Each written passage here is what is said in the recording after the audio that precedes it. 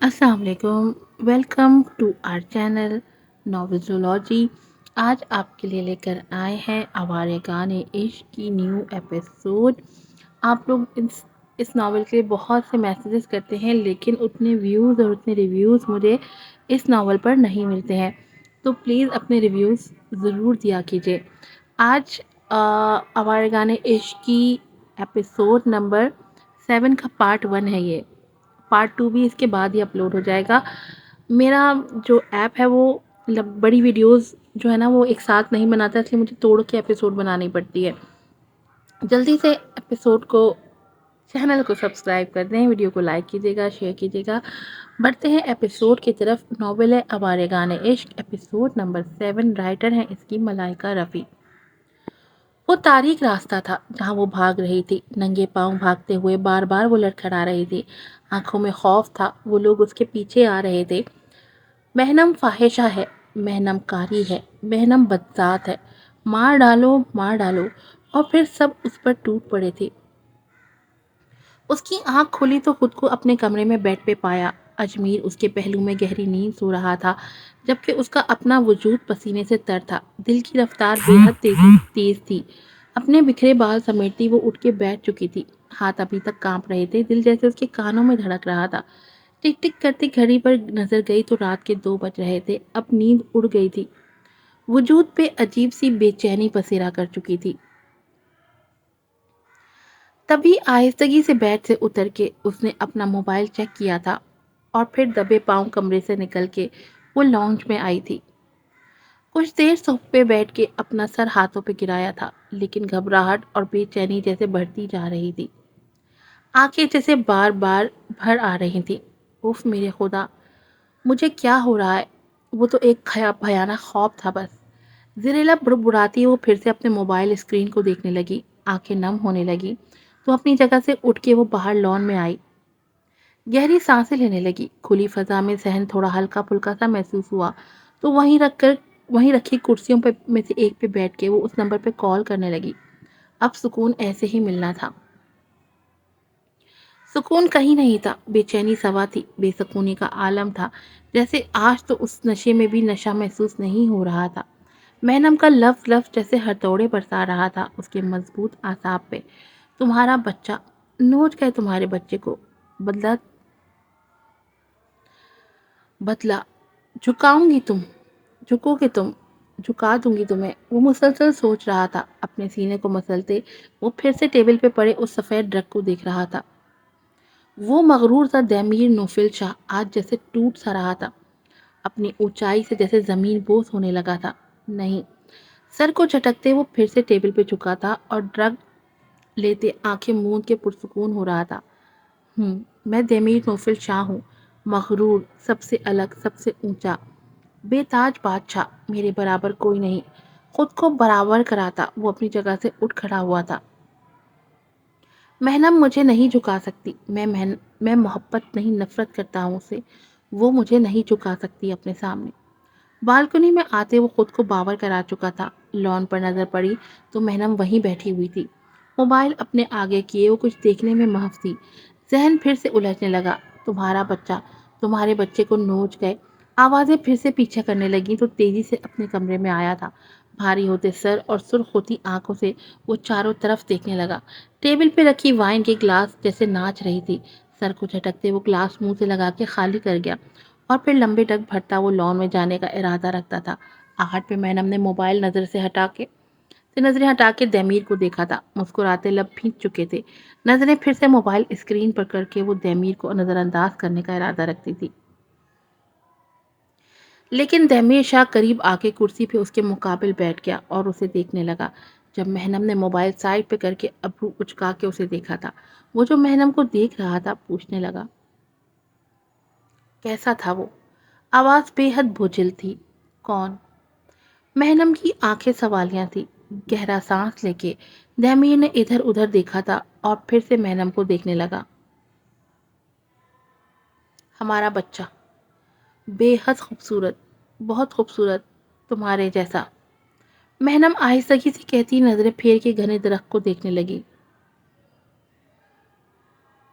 तुम्हारे जैसा होगा, تم زیادہ خوبصورت ہو۔ دمیر اب کے اسے غور سے دیکھ رہا تھا جبکہ محنم کے لبوں پہ زخمی مسکراہٹ ابری تھی۔ نصیب خوبصورت نہیں تھا بس۔ اور پھر دونوں کے بیچ خاموشی چھا گئی جسے دمیر نے توڑا تھا۔ کوئی بچانے نہیں آیا؟ محنم نے عجیب نظروں سے اسے دیکھا لیکن دمیر کو ان آنکھوں میں بہت کچھ دیکھنے کو ملا۔ طنز، ملامت، شکایت، تمسخر۔ عورت کو جب اس کا مرد ہی چھوڑ جائے تو پوری دنیا بھی نظریں پھیر لیتی ہے۔ دمیر نظریں چرا گیا اور پھر طویل خاموشی چھا گئی جسے دونوں میں سے کسی نے نہیں توڑا۔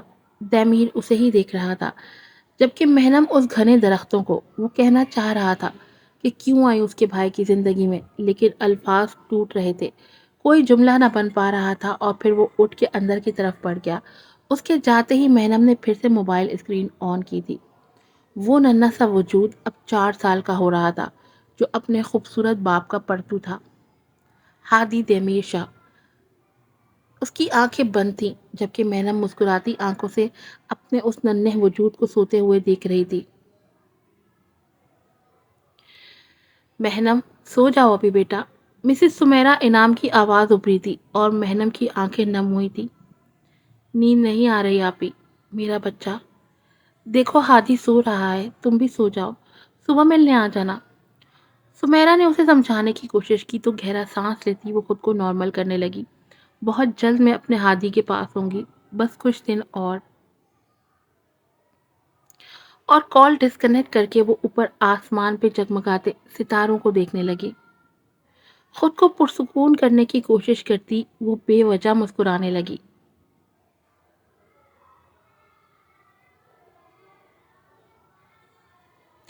صاحب، صاحب، اب نہیں ہوگا ایسا، اب نہیں کروں گا چوری، صاحب معاف کر دے۔ وہ 7 سال کا پتلا کمزور سا لڑکا رو رہا تھا، اپنے میلے ہاتھوں سے بار بار اپنی آنکھیں صاف کرتا وہ معافی مانگ رہا تھا۔ جو جمیلے کی ٹیبل سے چوری کرتے پکڑا گیا تھا۔ صاحب، مائی بیمار ہے صاحب، پیسے نہیں تھے تبھی صاحب۔ چپ کر خبیث، سزا تو تجھے ملے گی کیونکہ جمیلے کی کتاب میں ہر برے کام کی صرف سزا ہوتی ہے، معافی نہیں ہوتی۔ جمیلے خباثت سے کہتا اس کے کان کھینچ رہا تھا جبکہ وہ مزید رونے لگا۔ صاحب معاف کر دے، قسم سے اب نہیں ہوگا۔ صاحب چل کپڑے اتار کے ناچ۔ جمیلے کے حکم پہ وہ رونا چھوڑ کے حیرت سے اسے دیکھنے لگا۔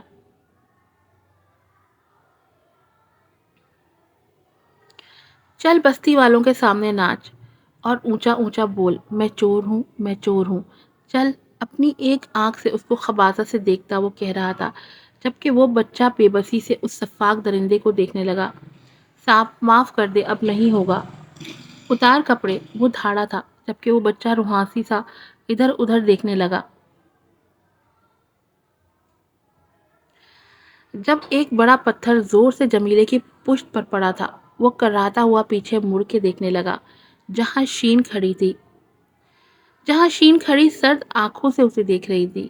اے بدبخت، کیا کیڑا کاٹ رہا تجھے؟ نکل ادھر سے، منہ کا ذائقہ خراب کر دیا۔ منہ بناتا وہ کہنے لگا جب دوبارہ دوسرا پتھر اس کی طرف زور سے پھینکا تھا شین نے جو اس کی آنکھ پہ لگا تھا۔ تیری تو، وہ غصے سے بلبلایا تھا، کاش اس رات محنم تیری دونوں آنکھیں اندھا کر دیتی۔ شین داغ پیستی غرائی تھی۔ اے، جمیلے اس کی طرف چلاتا بڑھنے لگا جب پھر سے شین نے پتھر کا وار کیا اس پہ اور وہ اپنی جگہ رک گیا۔ کیا کر رہی ہے تو منحوس مہنڈک؟ نکل ادھر سے۔ 16 سال کی معصوم لڑکی تھی وہ جسے تو نے اپنی درندگی کا نشانہ بنایا، جو تیری وجہ سے درد برداشت کرتے کرتے مر گئی۔ ارے فرعون بھی تجھے دیکھ کے کانوں کو ہاتھ لگائے، کس قدر تو نیچ اور سفاک ہے۔ تجھے تو اپن آج نہیں چھوڑے گی، تجھے پوری بستی کے سامنے ننگا ناچ نچائے گی اپن، تجھے تیری اوقات یاد دلائے گی اپن۔ وہ دھاڑی تھی اور پھر سے پتھر اس کی طرف پھینکا تھا اور پھینکتی رہی۔ جمیلے خود کو بچانے جھوپڑی سے باہر بھاگا تھا لیکن وہاں بھی بہت سے بچے اور لڑکیاں ہاتھوں میں پتھر لیے کھڑے تھے۔ دیکھ دیکھ میں سب کی کھال ادھیڑ دوں گا، پیچھے ہٹ۔ وہ چلانے کی کوشش کرتا بولا تھا لیکن وہ سب اس کی طرف بڑھ رہے تھے اور وہ ادھر ادھر دیکھنے لگا۔ جب شین کی آواز پہ وہ چونک کے مڑا۔ اس 7 سال کے بچے کو تو ننگا نچائے گا، اب تو ننگا ناچے گا، تو ناچے گا جمیلے۔ ایک عورت نے پیچھے سے موٹی لکڑی سے اس کی پشت پہ وار کیا تھا۔ وہ درد سے چیختا پیچھے مڑا تھا۔ میری بچی تھی وہ، میں مائی تھی اس کی، میری نازوں کو مار دیا، تو بدبخت میری بچی کو مار دیا۔ روتے ہوئے وہ چیخ چیخ کے فریاد کر رہی تھی اور ساتھ ساتھ اس موٹے ڈنڈے سے اسے وار کر رہی تھی، جبکہ جمیلے خود کا بچاؤ کرتا دوسری طرف بھاگا تھا، جب وہاں سے بھی کچھ مرد اس کی طرف آئے تھے۔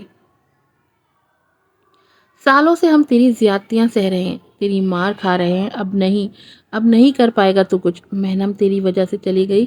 ارے اس معصوم بچے کی آہیں، اس کی سسکیاں آج بھی ہماری آنکھوں کے سامنے زندہ ہیں۔ 5 سال پہلے تیری وجہ سے ہم اس کے گناہگار بننے چلے تھے، اب نہیں۔ اس گندے کارے نالے میں پھینک دو۔ اور پھر اسے پتھروں اور ڈنڈوں سے مارتے وہ سب اسے سزا دے رہے تھے۔ آج وہ سب ساتھ تھے، ہر ظلم کا بدلہ لینے کے لیے سب ساتھ تھے، اکٹھا تھے، متحد تھے۔ وہ مار کھا رہا تھا اور درد سے چیخ رہا تھا۔ اسے گندے نالے میں پھینکا گیا تھا اور پتھروں کی بارش کی تھی اس پہ۔ اسے بچانے والا کوئی نہیں تھا، کیونکہ وہ سب اب متحد ہو چکے تھے، ظلم کے خلاف آواز اٹھانے کے لیے، ظلم کے آگے دیوار بننے کے لیے۔ ہاتھی نیچے کارپیٹ پہ بیٹھا اپنے کھلونوں کے ساتھ کھیل رہا تھا، جبکہ مہنم اس کے قریب بیٹھی نرم نگاہوں سے اپنے بیٹے کو دیکھ رہی تھی۔ جب سمیرا ٹرے میں 2 کپ کافی اور ایک گلاس چاکلیٹ ملک لیے آئی تھی۔ یہ لیجیے، کافی ہمارے لیے اور چاکلیٹ ملک ہمارے پرنس چارمنگ کے لیے۔ سمیرا کی آواز پہ وہ چونک کے مسکراتے ہوئے انہیں دیکھنے لگی۔ تھینک یو آپی، تھینک یو آنی دا گریٹ۔ ہادی بھی مسکراتے ہوئے اپنے ننھے ہاتھوں سے گلاس تھامنے لگا۔ میرا پرنس چارمنگ۔ سمیرا نے مسکراتے ہوئے اسے پیار کیا تھا اور اب مہنم کو دیکھ رہی تھی، جس کے چہرے پر اداسیاں رقم تھیں۔ تو دیمیر کو نہیں بتا رہی ہادی کا؟ مہنم نے نفی میں سر ہلاتے کافی کا گھونٹ لیا تھا۔ کب تک نہیں بتاؤ گے؟ سمیرا پھر سے پوچھنے لگی، جبکہ وہ کندھے اچکا گئی۔ کیوں بتاؤں؟ کیا لگتا وہ ہمارا؟ چھوڑ گیا تھا وہ ہمیں، کب ساتھ تھا وہ میری پریگنینسی کے کون سے دن، کون سی رات وہ میرے پاس تھا؟ جب دل میں ڈر جاگا وہ کب تھا میرا ہاتھ تھامنے کے لیے؟ اور جب وہ خاموش ہوئی تھی، وہ لمحے یاد کر کے جھرجھری سی لی تھی اس نے۔ میں تنہا تھی، میں اکیلی تھی، ہر درد ہر لمحے میں اکیلی تھی، اور جب میرے بچے کو نوچنے آئے تھے تب بھی میں اکیلی تھی۔ اس کی آواز میں وحشت بھر گئی تھی۔ They were calling me slut۔ سب کہہ رہے تھے سلٹ سلٹ۔ سمیرا نے اس کا ہاتھ تھاما تھا۔ بس اب چپ۔ مہنم انہیں دیکھنے لگی۔ ڈر لگتا ہے آپی؟ کس بات سے؟ سمیرا کی سوالیہ نظریں اس پہ تھیں۔ خود سے۔ وہ رک کے ہادی کو دیکھنے لگی، جو ڈرائنگ کر رہا تھا۔ اجمیر کی اچھائی سے اور اپنے بے وفا ہو جانے سے بہت ڈر لگتا ہے، بے حد ڈر لگتا ہے۔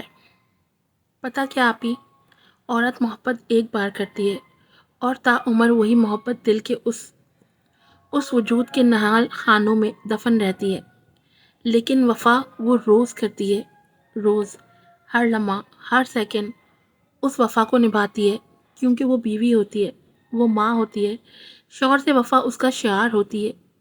بس وہ بھیگی آنکھوں سے سمیرا کو دیکھنے لگی۔ خشک لبوں کو اس نے زبان پھیر کے تر کیا تھا۔ اپنے محبوب سے محبت وہ ایک ہی بار کرتی ہے، پھر محبت نہیں ہوتی، کبھی ہو ہی نہیں پاتی۔ سمیرا اسے خاموش سی دیکھ رہی تھی، جبکہ وہ خاموش نظروں سے ہادی کو دیکھ رہی تھی۔ میرا بیٹا ٹھیک ہو جائے گا نا آپی؟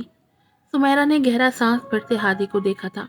تمہارا بیٹا بالکل ٹھیک ہے، بریتھنگ پرابلم از کامن، انشاءاللہ ٹھیک ہو جائے گا، اور اب تو اٹیک بھی نہیں آتے ہادی کو، وہ ٹھیک ہو رہا ہے۔ انکل کہہ رہے تھے کہ 99% چانسز ہیں ٹھیک ہونے کے۔ 100% نہیں ہے کیا؟ اس کی آواز میں خوف تھا، درد تھا، جبکہ سمیرا نے اس کا چہرہ اپنی طرف کیا تھا۔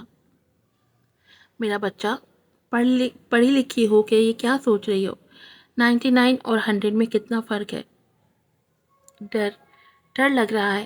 مہنم کی آنکھوں میں خوف تھا۔ ہادی بالکل ٹھیک ہے مہنم، سمیرا نے مضبوط لہجے میں کہا۔ سچ ہے نا، آپ اور انکل کچھ چھپا تو نہیں رہے؟ مہنم کے ہاتھ کانپے تھے سمیرا کے ہاتھوں میں، جبکہ سمیرا نے اس کا ماتھا چوما تھا۔ ہادی ٹھیک ہے، مکمل صحت یاب ہے، ڈونٹ وری۔ مہنم نے پھر سے نظریں ہادی کی طرف پھیری تھی۔ دل کی دھڑکنیں تیز اور مدھم ہو رہی تھی۔ کافی پیو مہنم۔ سمیرا کی توجہ دلانے پہ مہنم چونک کے اپنی کافی پینے لگی، جبکہ سمیرا پرسوچ نظروں سے مہنم کو دیکھ رہی تھی، جس کے ہر جسمانی اور ذہنی درد کی وہ واحد گواہ تھی۔ مہنم اس فیز سے بہت مشکل سے نکلی تھی۔ اس کا پورا جسم انفیکٹڈ ہوا تھا۔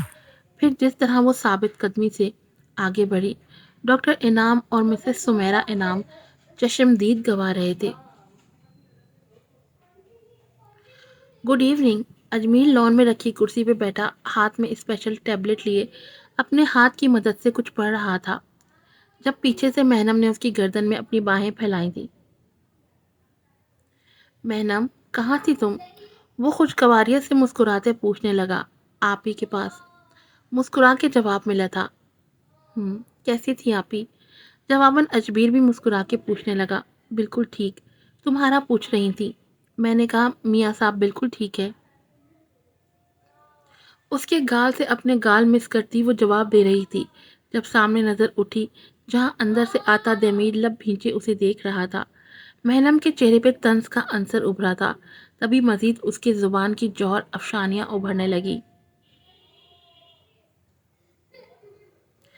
اور یہ کہ مجھ سے بہت بہت محبت کرتا ہے، ڈھیر ساری کیئر کرتا ہے اور بہت اچھا انسان ہے۔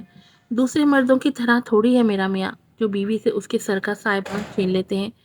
سپاٹ نظریں اب بھی دمیر پہ تھیں جو اسی طرف آیا تھا اور اب کڑے تیوروں سے اسے گھور رہا تھا، جبکہ اجمیر نے ہنستے ہوئے اس کے ہاتھ کی پشت پہ اپنے لب رکھے تھے اور اسے اپنے قریب بٹھایا۔ یار تم بیوی ہو میری، اور بیوی بھی ایسی تمہارے جیسی۔ وہ ہنسنے لگی۔ ایسا کیا ہے مجھ میں اجمیر؟ میں ایک عام سی معمولی سی انسان، وہ کہنے جا رہی تھی جب اجمیر نے اپنا انگوٹھا اس کے لبوں پر رب کیا تھا۔ تم بے حد خوبصورت انسان ہو مینم، بہت اچھی، بہت پیاری، تم میں بے حد خلوص ہے، اور وہ شخص جو بھی تھا انتہائی کمینہ تھا جس نے تمہارے ساتھ وہ سب کیا۔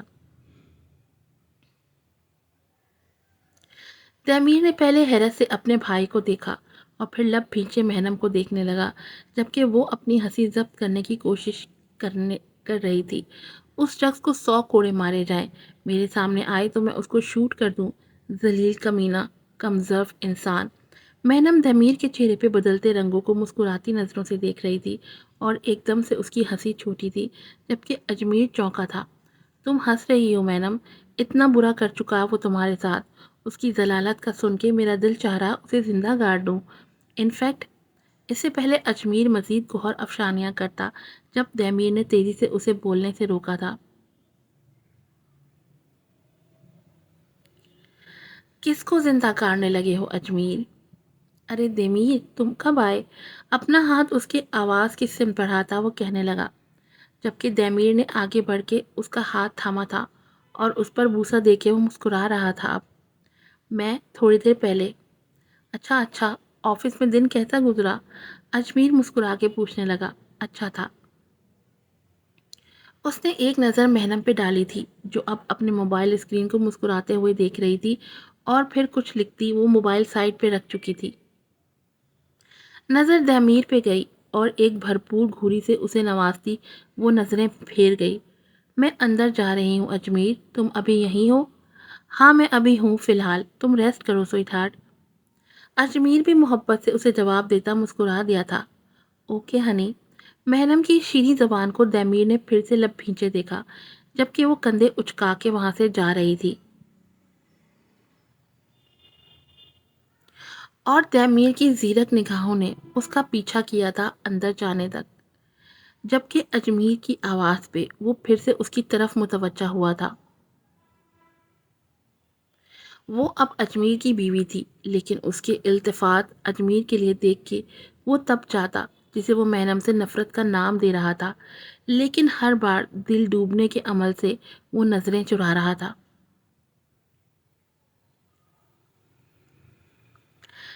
یہ شہر تم سے متعلق نہیں، چلی جاؤ اس شہر سے ورنہ مار دی جاؤ گی۔